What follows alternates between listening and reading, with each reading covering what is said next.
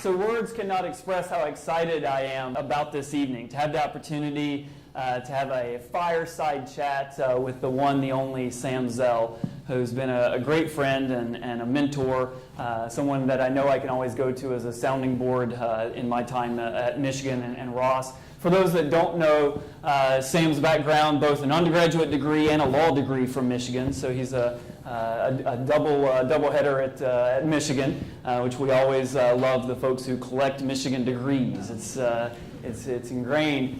Started your career in the 60s in real estate, buying distressed properties mostly and fixing them up, and went on from there to basically invest in pretty much every sector of real estate one could imagine, as well as technology, media, and a whole range of other industries, and has been certainly one of the most successful business people in the world, and one of our most esteemed and illustrious alumni, certainly from the University of Michigan.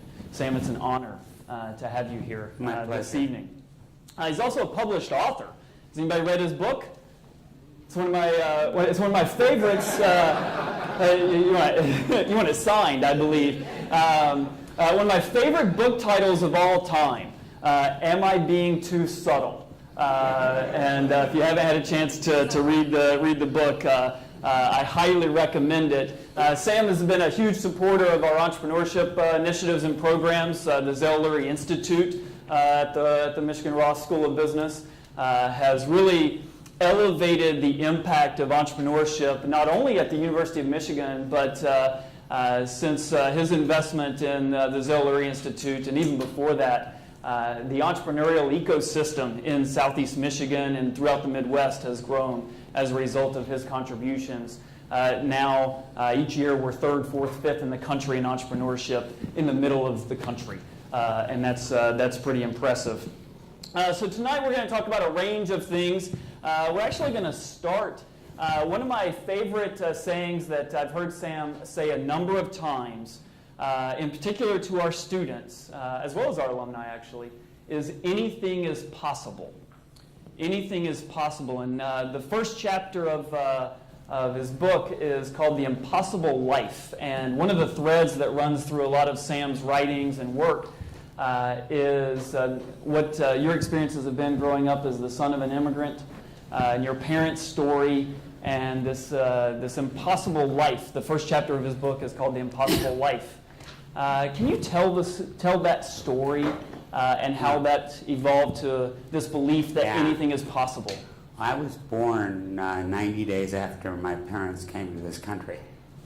So my parents landed in Seattle May 18th, 1941, and I was born September 28th, 1941.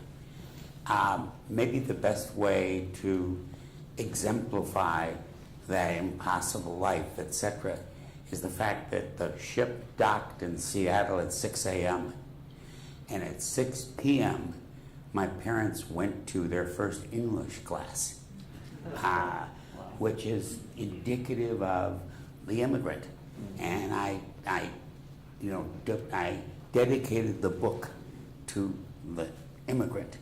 And more than anything else, I grew up in a household where my father and mother constantly reassured me or told me that this is America, this is where the streets are paved with gold, and that gold is not what you pick up, it's the opportunity to pick it up. That's what America really is all about. And therefore, I grew up in an environment where I didn't know that anything wasn't possible. And so and over the years, people would come and they'd, come and have lunch with me or whatever, and they'd say, geez, how did you do that?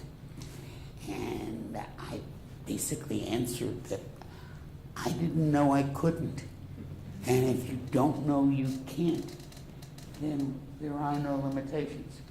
And so in the same manner as we became the largest real estate player in the world at one point. In 1980, we didn't like the commercial real estate business. And my partner and I sat down and talked about it and said, well, what are the criteria, that makes for a good real estate deal? And I said, what are the criteria for a good business deal? Market share, all of the issues are the same. And so we said, let's spend the next 10 years bringing ourselves to a position where we're 50% real estate and 50% non-real estate. And we did that and more. So we adapted to a lot of challenges, but it's all about the fact that anything and everything is possible in this environment. And we need to recognize that. Yeah. And how have you, over the course of your career, in the early days, more recently, instilled that perspective, that worldview that anything is possible in others? Because you may have it, but how do you get other people to see? I think that maybe the best answer to that question is there is no better opportunity than to lead by example. And I have been the leader of, this is give or take 50 years since I started doing this, since I graduated from law school. Mm-hmm. And more than anything else, I've set the example. And I've set the example by, taking on new challenges, climbing new mountains, maybe starting with a rope, pulling somebody up behind me. But then, they found they could do it, and my job is to be the cheerleader. And today, at this point in my career, I spend my whole day sitting there and getting pitched by my people, and with ideas and challenges. And my job is to, refine their ideas and reorient them and challenge them to take it the next step. Yeah.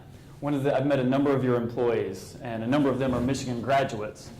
And one of the things that's universal when they talk about what it's like to work with and for Sam is it's not always easy. You will challenge them, but they know that you believe in them.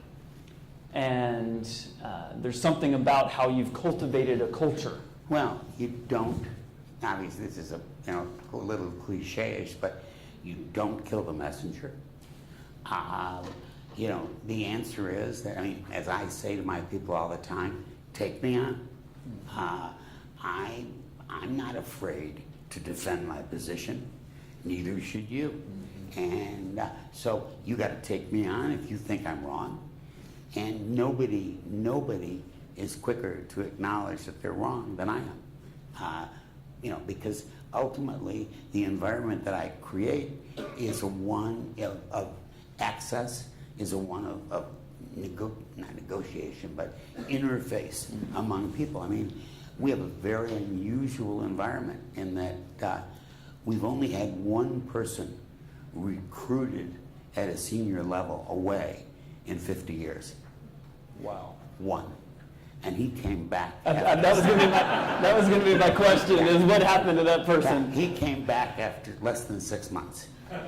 So when he came back, I sat down with him and I said, Richard, I don't understand. You got a much bigger title. You got paid significantly more. Why did you come back? And he said, it's very simple. He said, I sat at my desk, and if I had a problem and I was here, I'd get up and I'd walk into your office and say, here's the problem, what do we do? I said, he said, in my new job, I write a memo. And then I wait 2 weeks for somebody to respond to me. He said, that isn't fun. And I think that, there's been a historical perspective that, fun is a very, very important part of success. And, many years ago, I was interviewed by the Wall Street Journal. This is like 1985, and I managed in the first 20 years of my career to stay under a rock. And then I ended up starting to get involved in public companies. So this person was interviewing me, and I said, that our corporate philosophy was, if it ain't fun, we don't do it. Mm-hmm. And the next day, this interview took place in Paris, and I got home the next day and I walked into the office and there were the office boys wearing t-shirts that said, if it ain't fun, we don't do it. But that's, there never was a question. None of these kids said, geez, we'll see them get upset. In the same manner as I've had the same office for 33 years. And about 4 years ago, I discovered that there was a door on the office. And I never knew, I never really looked at it, but I never knew there was a door because there's never been, my door is not closed. So I'm accessible to everybody. And when I interview somebody as a potential new employee, one of the things that I tell them is that one of the problems is that if you work here, you're never going to want to work anywhere else. And and I never really thought it through, except that we can't get rid of anybody. But it's like your reference where you said you've talked to some of my people, and their reference is, oh well, working for Sam is this, or not working for Mr. Zell, or not any overdone state. It's like we went casual as an office in 1969. Any idea what it was like in 1969? I mean, the basic premise was that if you dressed funny, but if you were really good at what you did, then you were eccentric. If you dressed funny and you weren't very good at what you did, you were a schmuck. So we were, when we talk about motivation, we talk about motivating our people. And you motivate them by creating an environment where they can excel. And yet they also aren't obligated to artificial standards. Like, is somebody smarter because they wear a tie? I don't think so. And the result is, we have funny things happened over the years. One of the funniest things that ever happened was I had a partner who unfortunately died, but he wore the same work boots, the same jeans. He went to Michigan, by the way, and the same plaid sweater, that's shirt, every day to work. And one day, the chief investment officer of CalPERS was in, California Public Employee Retirement System, which I think is the largest investor in the world. And Lurie, my partner, walked by, and she looked at him and said, would you mind getting me a cup of coffee? And he did. And he said, yes, exactly. Sure. And it was only later that she figured out who it was. But that's part of creating a culture. That's right. And creating an environment where everybody is connected. I mean, and that creates a sense of loyalty that ultimately emanates and results in experiences and exponential performance. Yeah. Let me come back to you don't kill the messenger. Nobody's always right. Nobody's always wrong. You've taken a lot of risks in your own career with the investments that you've made. You're a self-described contrarian, right? You've been noted as someone who runs towards the fire, not away from it, and finds opportunity in that fire. How do you think about risk? And how does that shape which investments you find interesting and attractive and which investments you actually do run from? How do you think about risk, and how does that shape what you invest in? Well, I think that first of all, I think that we start with an enormous respect for the risk of execution. I can't tell you how many times, it's like I have a watch here. If my watch has one moving part, then it has a very small probability of not working. Right. If my watch had 50 moving parts, then there would be another 49 potential reasons why it didn't work. In the same manner, when somebody comes to me and they say, wow, we have this great opportunity, we're going to do this and we'll sell this and then we'll buy this. And I look at them and I just look at them and I say, that represents, enormous risk. That what happens if you get into the third step and it doesn't work? Where do you go from there? So I think what it is you're attempting to do is critically important. I think that I've always looked at risk, kind of if you take a quote from Bernard Baruch. Bernard Baruch was a financier who sold out before the Depression in 1929. And his famous quote was, "Nobody ever went broke taking a profit." In the same manner, when I look at risk, I don't worry a lot about it being too good. That it'll overwhelm me with riches. The problem is always, what's the downside? And if you can control the downside, you can control risk. So in the book, I talk about a deal where before we did it, we did an elaborate analysis, and the question that I put to my people was, how much risk are we taking? Here's the price we're paying. Let's do a fire sale analysis of the opportunity. And we did. And they came back and they said, you're taking $50 million worth of risk. And then all kinds of terrible things happened. There were fires and this in California. There were fires, race riots, and earthquakes, and we almost went under. And at the last minute, we sold the company, and we lost $50 million. Well, losing $50 million was not fun. But from my perspective, as an investment, it was very effective because we had correctly assessed the risk. If during your career you correctly assess the risk, then the likelihood of you excelling is very high. In my career, there have been lots of skeletons along the way, and they have generally been people who have taken unrelated, in other words, where no cap. In other words, just open, sign the loan. Yeah. Or they're even the unaware 11th of commandment, thou shalt not sign personally. That's a very important part of staying alive. Mm-hmm. And give us an example of a risk that maybe you miscalculated and why.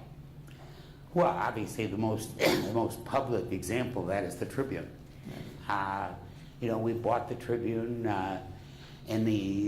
We committed to buy it in the middle of 2007. We closed it at the end of 2007.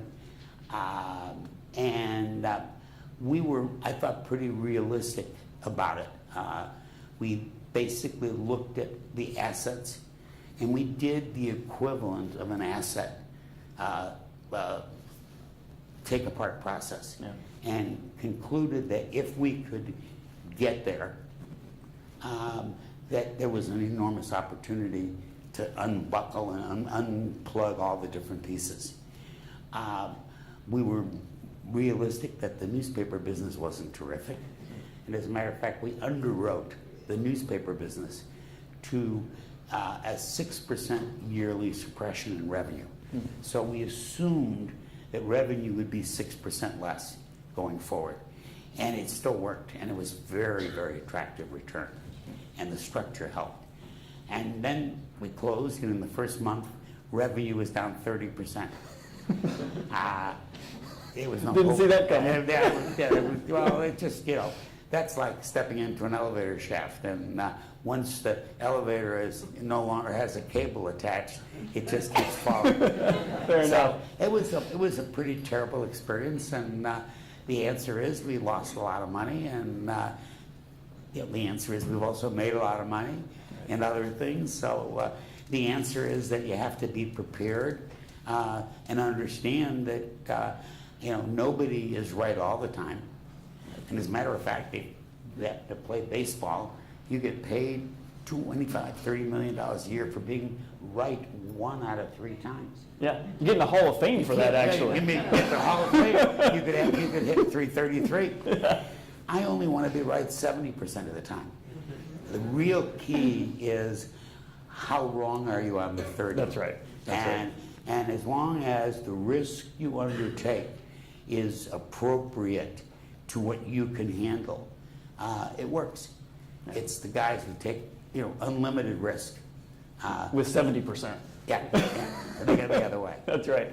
So I'm going to ask a couple more questions, and then I invite your questions and write them down. Wendy and our team's running around here. You can give it to anyone, and they'll get them to me. But your comment about execution risk, I was reflecting as you were talking, explains my first meeting with you when I became dean. So I don't know if you remember this, but I came to your office, and we had lunch. And we spent about an hour and a half together. And when I told people afterwards that we spent about an hour and a half together, they were like, well, something went right there, because that's pretty atypical at least based on their experience. But we've got pretty bold ideas for what we're doing at the business school. And I lay out this grand, bold vision for what we're going to do at the business school over the 5 years of my first tenure as dean. And your response, I'll never forget, was, "It sounds very exciting. I'll wait and see." And that explains everything. You were assessing the execution risk on what we were going to try and do. I mean, academics are famous for grandiose plans and limited execution. Am I being too subtle? You're not being too subtle, because we're executing. No, that's exciting. All right, so let me, I'm going to ask one more question, and then I'll turn to the cards and keep them coming. Mark Perel, who is one of our alumni, who you just promoted to CEO of one of your companies, if I understand correctly. So congratulations to Mark. Very exciting for him. So he told me a story last year about an experience he had with you that I thought told a lot about who you are as a person and how you think about relationships and the principles and values that underpin how you engage in business. And correct me on any of the parts of the story that I may not have correct. So you're negotiating a deal with one of your partners about an investment. You're not there. He and the team is there. And you send them off to go finish this deal, I think probably with the bank or the lender that's giving the loan. And they come back, and your question to them, and I don't know what the business was that you were investing in, but the question that you asked, according to Mark, was, did we leave any money on the table? And to me, that's a really interesting question, because most people would think that in that moment, you're asking that question to see, did we get all the value we could extract from that deal? But that's not actually what you're asking. You wanted to leave some money on the table. Well, I think that the philosophy is probably most simply put as follows, and that is that the best deals are the deals where the negotiators have reached a point of indifference where they would take either side of the transaction. And so the name of the game is not to kill your opponent. The name of the game is to jointly reach a solution that's mutually beneficial. I mean, one of the funnier, I think I covered this in the book, but I've had a number of stories like this where we were selling some, I think, convertible debt, I think, for one of our companies about 20 years ago. And Merrill Lynch was the agent for it, and we schlepped around the country and we collected all the orders, and then we went to New York for the quote big meeting with with the underwriter, and everybody sat around this table, and it was a lot of formality. And the guy from Merrill Lynch said, "We are prepared to buy your offering at 6.5%, which was the rate." And I looked at him and I said, "Does that mean you would do it at 6 3/4?" And he said, "I don't think you heard me. I said we would be prepared to buy it at 6.5.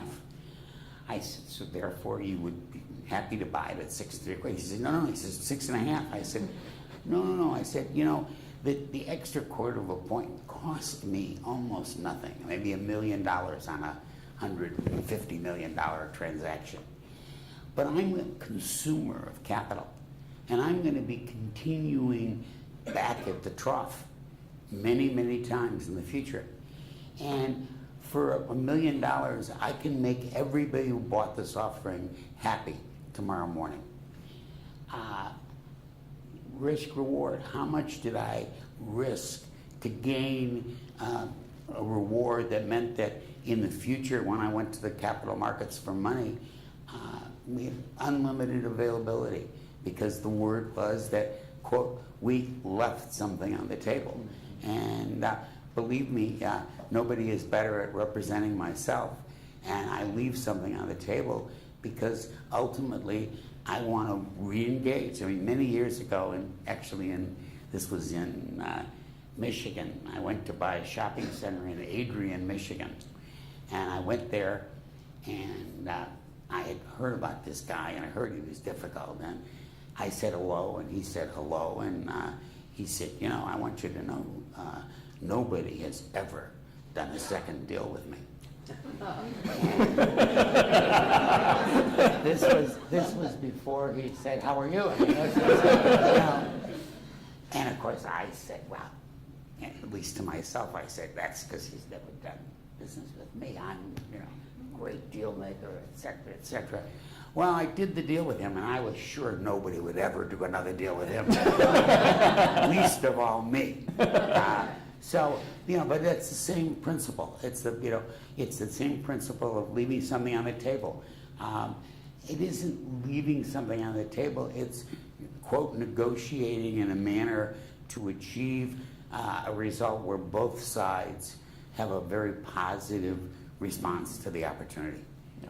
That's what it's really all about. Yeah, and understanding the long-term value of that relationship. Yeah, well, but this is, unfortunately, the world we live in isn't anywhere near as long-term as it ought to be. I think that a great deal of my financial success is directly related to the fact that we've been long-term players, and we've, been through pluses and minuses and difficult times, but our perspectives have always been long-term solutions, not short-term scenarios. So speaking of investing and thinking long-term, I'm going to combine two of these questions, but I'll read both of them. One of your songs, I'm reading verbatim, one of your songs is, when people go right, I look left. So the question, how do you know to look left, and how do you get the confidence to pull the trigger? But I'm going to combine that with another, which is looking forward in the real estate market broadly. What do you see as attractive is the question. And I'll layer on top of that, in real estate, if everybody is looking this way, what is to the other direction? Well, and how do you know? Yeah, first of all, we're all either business students or proposed business students, and the world that we live in is one of market share and margins and profitability and things like that.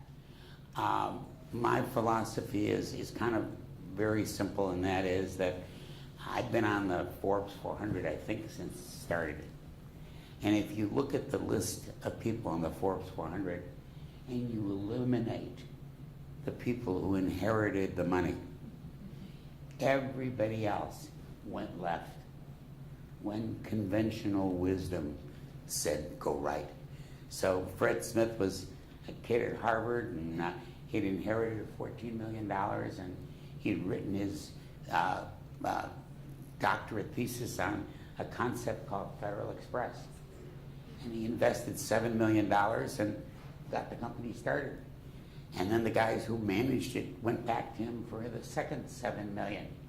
And he got to find out how much he really believed and how much he wasn't paying attention to all the people who said, interesting idea, but it'll never work. And the rest is history. But there are many, many examples of people having the confidence and the belief in whatever direction they were going to take the necessary steps. There are very few examples of high margin businesses or high margin activities that are done by everybody. Because if they were done by everybody, they wouldn't be high margin. And that's something that's so inherently simple to understand, and yet, it's like somebody trying to make a fortune in a commodity business. There's a reason it's called a commodity, because it has access to everybody.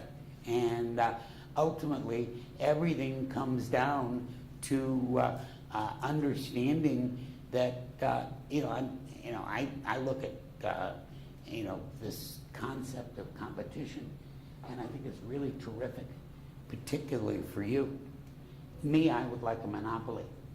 And if I couldn't have a monopoly, I would certainly try and be as close to an oligopoly as I could.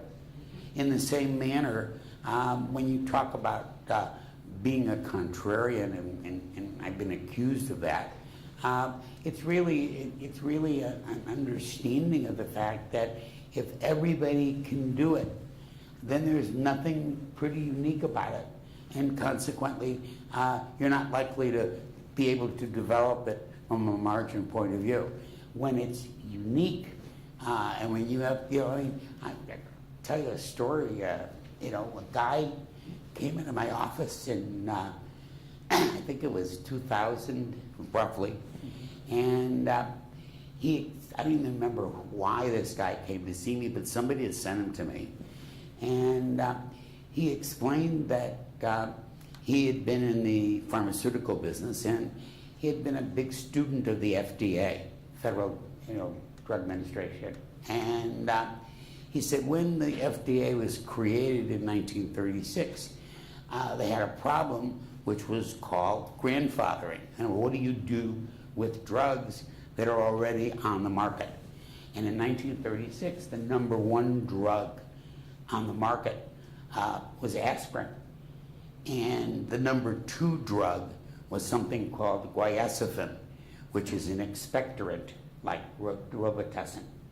And when they did the FDA law, they basically said that if anybody took one of the grandfathered drugs and did an efficacy of another usage of it, that they would get a monopoly. And I was intrigued because, one, I really wasn't taking any risk on the drug, because the drug had been around for 100 years and grandfathered under the FDA. And the concept was to create long-lasting guaiacifin that would be distributed during the course of a day rather than in one shot. And I knew that there were other products that would have the same technology, so it seemed like a reasonable risk to take. It turned out that we ended up spending almost twice as much getting FDA approval, but ultimately we did. And the day after we got approval, we got a monopoly. And all of the similar products had to be taken off the shelves. And that product ultimately is probably familiar with it. It's called Mucinex. And and we eventually made a fortune. But it was all about, this guy had been pounding on people's doors for years, trying to find somebody who would finance the clinical trials to prove efficacy of something that was already efficacious. Because that's even a word, I don't know. But the point was that, we sat there and made an analysis of the risk and the potential reward, and the risk was minimal compared to the scale of the reward. As far as the real estate business is concerned, I would suggest that at the moment, it's a little bit maybe more than fully priced. We've been a seller for the past 4 or 5 years. I'm a great believer that any day you're not selling, you're buying, and vice versa. And so consequently, we have been net sellers, and matter of fact, are sitting right now with $3.5 billion in cash in one of our companies, having liquidated an enormous amount of real estate over the last 5 years from that company, because we basically looked at what the pricing was relative to what we thought the opportunity was, and we're able to make that kind of a distinction. So I wouldn't think that the real estate business today is terrific, but I think that, you know, if you look at the history of commercial real estate since World War II, every single recession started with oversupply of real estate. The only exception was the Great Recession of 2007. That's the only time since World War II where real estate was not in oversupply. The Great Recession occurred, and then for almost 5 years, we built almost nothing in terms of new commercial construction. And then we began, and now, you know, we're now building the same number of multifamilies as we did in 1971, which was one of the all-time highs. We have a similar situation in office space, and so I think we're likely to see a softening of the commercial real estate market as supply begins to impact overall returns. Yeah. Some of the big players have noted they've already started to see that. Yeah. So depending on the location. And location, yeah. So speaking of location and real estate, is Amazon coming to Chicago? Boy, I think that if Illinois and Chicago didn't have the problems that we have financially, there is no place in the country that is a better fit for Amazon. International airport, enormous supply of talent, cheap housing, absolutely perfect from every respect except that we're broke. And so is the state. And I can't imagine that Amazon would, no matter what kind of a deal they got, would be willing to undertake the potential cost of paying for past excesses. Yeah, being broke didn't stop New Jersey from offering them billions in incentives. I don't know how they were going to pay that. I promise you that Illinois had offered them billions too, and it has no way to pay it. Listen, Wisconsin just gave Foxconn $3 billion to move their plant to Racine, and Wisconsin doesn't have that much money either. That's right. That's right. One last question, and then I know you've got another commitment that you've got to get off to. We've got recent alumni. I'm sure our current students will watch this on video. We've got a lot of prospective students here. If you were in your 20s and starting your career now, what advice would you give yourself? What advice would you give these folks as they look upon starting their career looking forward? Well, I think I would probably want to answer that first by saying that, over the years I probably average, 20 campus kind of speeches for the last 25 years. And almost every one of them has ended up with some young male or female at the back of the room raising their hand and saying, when you started, it was really easy, but now it's really tough to do. Right.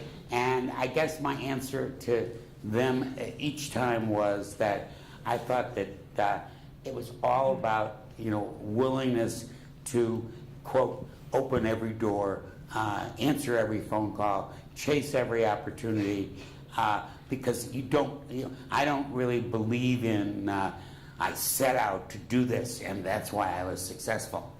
I think 90% of success is accidental. Accidental in terms of the opportunity arising, not accidental in terms of people's understanding and willingness to take it up. And I know that, I have basically been business agnostic. I probably have been a significant player in 20 different industries. I could have been 40.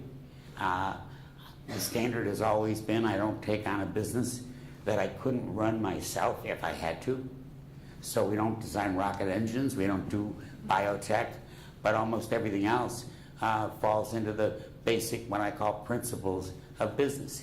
And when it's all said and done, it's recognizing opportunities, seeing, that Koyesifin guy. I don't know why I saw him the way I saw him, but my immediate reaction was, this represents a drug risk I'm willing to take, whereas I would never finance a drug company, right, or a normal clinical research. I mean, this was financing something where I already knew what the answer was, but I had to prove it in order to get the ticket. Yeah. And the ticket was a monopoly. And the ticket was a monopoly. Right. So, I'm a great believer that nobody succeeds unless they really want to buy the ticket. I mean, in the book I tell the story about the Jewish man who was in the white goods business and everything was fine. He was very religious and he went to synagogue every Saturday, and then one day he went to the synagogue, and after prayers he got down on one knee and said, God, business is not as good as it used to be. I'm really in trouble and I need to win the lottery. And the next morning he woke up and opened up the paper and he didn't win. And so the following Saturday he went back to the synagogue, and meanwhile business had gotten significantly worse. And so he finished his prayers, and then he got down on one knee and he said, God, things have really gotten much worse and I'm really in trouble and I need to win the lottery. And the next morning he opened up the newspaper and he didn't win. So on the following Saturday, he's literally spent Friday preparing his Chapter 11 papers, and he tells God of this, and he says, God, I need to win the lottery. And from up on high came a voice, and the voice said, Moshe, you gotta buy a ticket. So,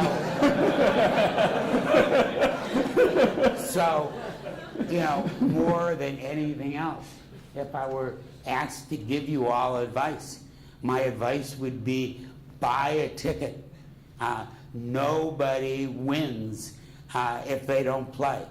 And so you've got to buy a ticket. You've got to be committed, whatever that commitment may represent. I don't have any preferences one way or the other than I've made the fortune that I've made and built the empire that I've made because I've been a professional opportunist.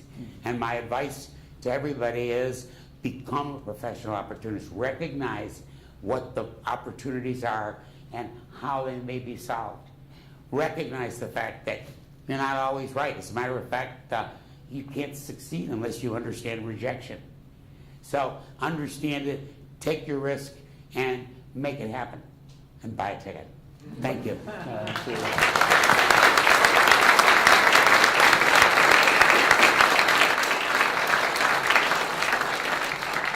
Sam, the other thing I'll say is you've made, and you know this, we've talked about it, such an impact at the University of Michigan, in particular the business school, over many years now. And it brings me no greater pride to come back to Chicago, or when I see you on campus and talk about how we are executing that vision that we talked about. But the other thing that that I'll add to your advice that I think runs through everything you've done. And I was in San Francisco last week, and I haven't told you this. I had a lunch with some of our alumni out in San Francisco, and a relatively recent alum by the name of Xavier Fuller was at this lunch. And he's in private equity investments. And you were in the Bay Area, and he saw you at a diner or restaurant, and you were eating lunch by yourself. And he went to the restroom, and he's like, I think that's Sam Zell. And so he's Googling, yeah, that's Sam Zell.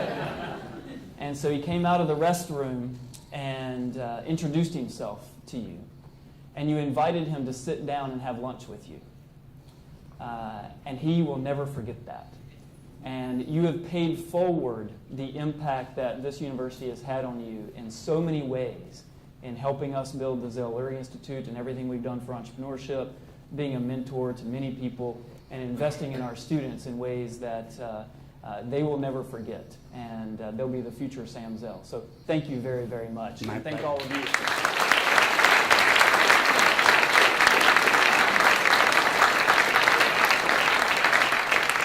I'm going to turn it back over to Wendy, but before I do, Sam, I know you have a lot of Michigan paraphernalia, but you also know that I don't travel anywhere without Michigan paraphernalia. So a small token of our immense Thank you very appreciation. much.